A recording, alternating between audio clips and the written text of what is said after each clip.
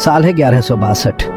Mongolia का मैदान फैला हुआ है, घास का एक विशाल समुंदर ऐसे आसमान के नीचे जो अंतहीन लगता है। यहीं चंगेज खान का जन्म हुआ था।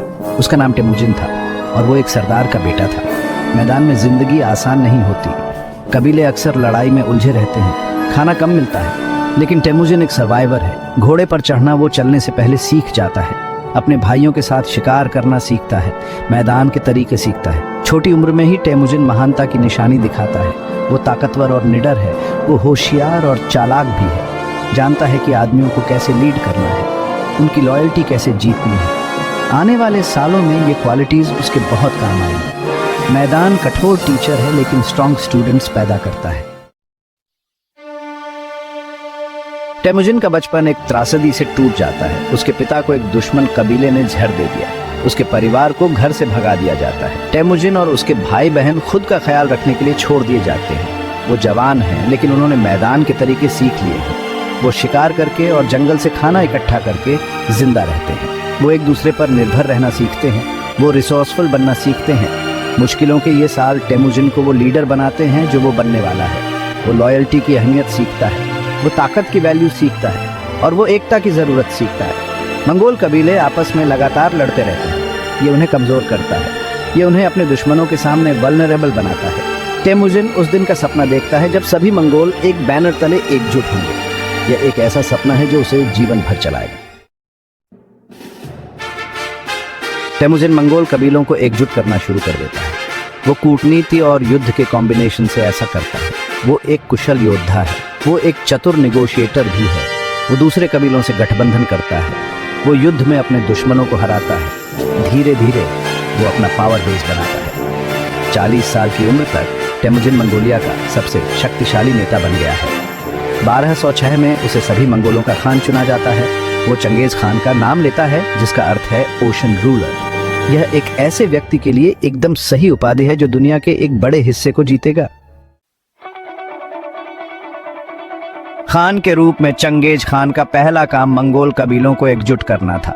सदियों से मंगोल कबीलाई प्रतिद्वंद्विता और आंतरिक संघर्ष से विभाजित थे। इस फूट ने उन्हें अपने दुश्मनों के प्रति कमजोर बना दिया था और उन्हें अपनी पूरी क्षमता हासिल करने से रोक दिया था। चंगेज खान इसे बदलने के लिए दृढ़ था। वो जानता था कि एक मजबूत और एकजुट मंगोलिया एक ऐसी ताकत होगी जिसके साथ रेकन करना होगा। चंगेज खान ने पारंपरिक कबीलाई ढांचे को तोड़ने और मंगोलों के बीच राष्ट्रीय पहचान की भावना को मजबूत करने के उद्देश्य से कई सुधारों को लागू किया। उसने यसा नामक एक एकीकृत कानूनी संहिता बनाई जो सभी मंगोलों पर समान रूप से लागू होती थी, चाहे उनका कबीला या सामाजिक स्थिति कुछ भी हो। उन्होंने शासन की एक मेरिटोक्रेटिक प्रणाली भी स्थापित की, जहां पावर के पद जन्म सिद्ध अधिकार के बजाय योग्यता और वफादारी के आधार पर दिए जाते थे। भाग 5, प्रकृति का एक बल। चंगेज खान की सेनाएं पूरे एशिया में आंधी की तरह फैल गईं। वे चीन के जिन राजवंश को जीत लेते हैं, वे फारस में ख्वारजमियन साम्राज्य को कुचल देते हैं। वे पूर्वी यूरोप तक पहुंचते हैं। मंगोल साम्राज्य इतिहास का सबसे बड़ा कंटिग्युअस भूमि साम्राज्य बन गया। चंगेज खान एक शानदार सैन्य रणनीतिकार है। वो एक क्रूर विजेता भी है। वो अपने दुश्मनों पर दया नहीं करता। वह पूरे शहरों को नष्ट कर देता है और उनके निवासियों का नरसंहार करता है। उसकी विजयों के दौरान लाखों लोग मारे जाते हैं, लेकिन चंगेज खान क्रूरता से प्रेरित नहीं है। उनका मानना है कि वो एक बेहतर दुनिया बना रहे हैं। मंगोल शासन के तहत एकजुट दुनिया, युद्ध और संघर्ष से मुक्त दुनिया।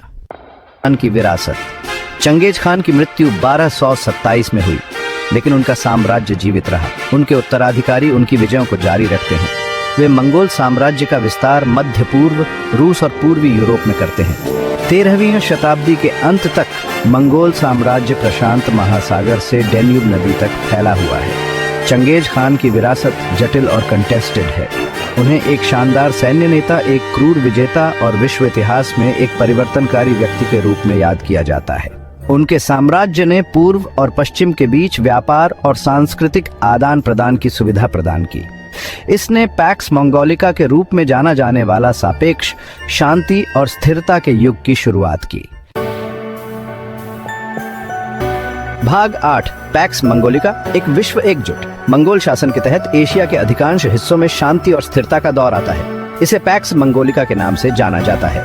यह 1 सदी से भी अधिक समय तक चलता है।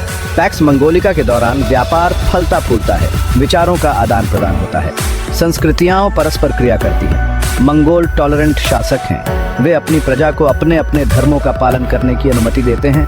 वे व्यापार को प्रोत्साहित करते हैं। वे सांस्कृतिक आदान प्रदान को बढ़ावा देते हैं। पैक्स मंगोलिका एशिया के कई हिस्सों के लिए एक स्वर्णिम युग है। ये शांति, समृद्धि और प्रगति का समय है।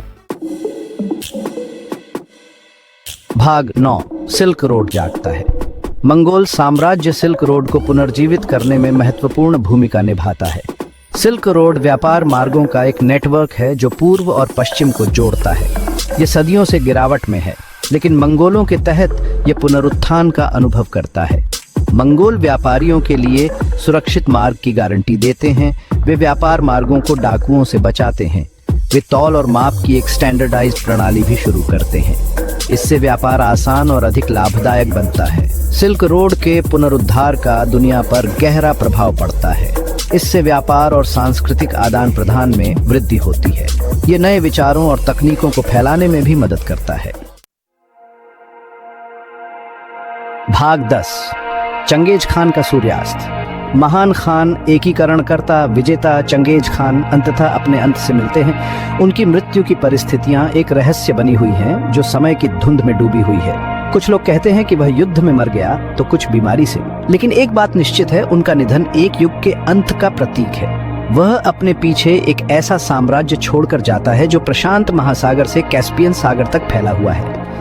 उनके वंशज आने वाली पीढ़ियों तक इस विशाल डोमेन पर शासन करते रहेंगे। उनका नाम विस्मय और भय के साथ फुसफुसाया जाएगा, जो उनके द्वारा धारण की गई शक्ति का प्रमाण है।